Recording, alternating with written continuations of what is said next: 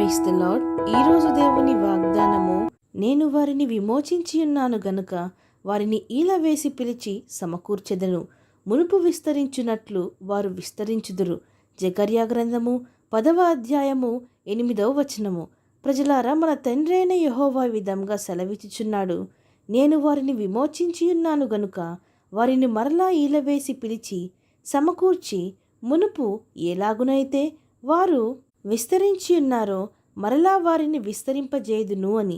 ప్రజలారా, దేవుడు మనలను ఆయన బిడ్డలుగా, ఆయన ప్రజలుగా, ఆయన స్వకీయ జనముగా, ఆయన యొక్క స్వాస్థంగా చేసుకొని ఉన్నాడు.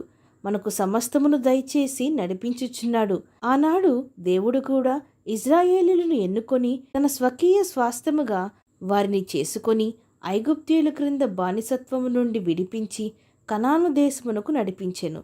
మంచి స్వాస్థమైన ప్రదేశమునిచ్చి, ఇందులో మీరు ఏలుడి అని దేవుడు వారికి ఆ దేశమును ఇవ్వగా, వారు దేవుడి యొక్క కట్టడలను మరిచి ఆయన యొక్క ఆజ్ఞలను విడిచి తిరిగి చెదిరిపోయిరి. ప్రజలారా, అన్యజనులమైన మనకు కూడా అట్టి దేవుని స్వాస్థముగా, దేవుని యొక్క బిడ్డలుగా ఉండుటకు ప్రభువైన యేసుక్రీస్తు ద్వారా ఇచ్చిన భాగ్యమును మనం పొందుకున్నాము. సకల దీవెనలు, సకల ఆశీర్వాదములు పొందుకున్నాము. సాతాను క్రింద పాపమునకు బానిసలుగా బ్రతుకుచున్న మనల్ని విడిపించి స్వతంత్రులుగా దేవుడు చేసియున్నాడు.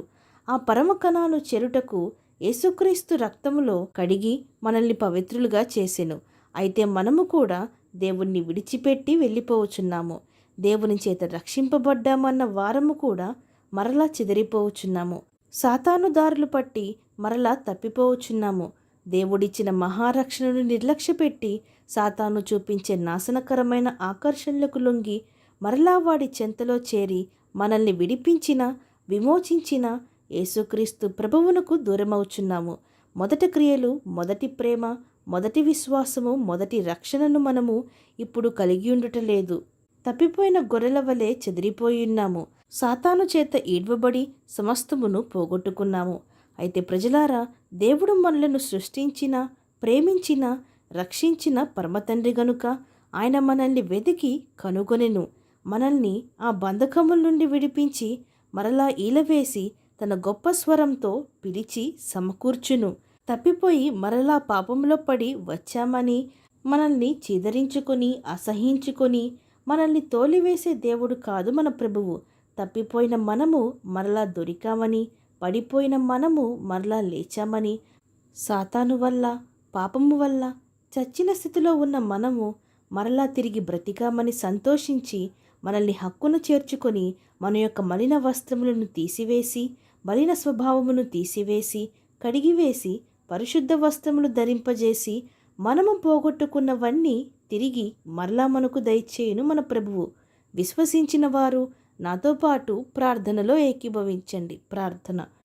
పరిశుద్ధుడా, ప్రేమగల తండ్రి, ఈరోజు మీరిచ్చిన ఈ వాగ్దానమును బట్టి మీకు స్తోత్రములు. దేవా, ఎన్నిసార్లు మమ్మను క్షమించినా, ఎన్నిసార్లు మాకు సహాయము చేసినా, మమ్మను సరి అయిన మార్గముల్లో నడిపించినా, దేవా, మేము పక్కదారులు పట్టి చెదిరిపోవచ్చున్నాము. నాశన గుంటలో, గాఢాంధకారములలో పడిపోవచ్చున్నాము. తండ్రి, మమ్మను క్షమించుము, మమ్మను జ్ఞాపకము చేసుకొనుము.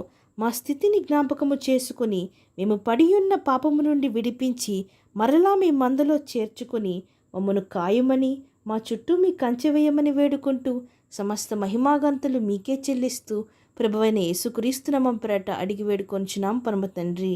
ఆమీన్.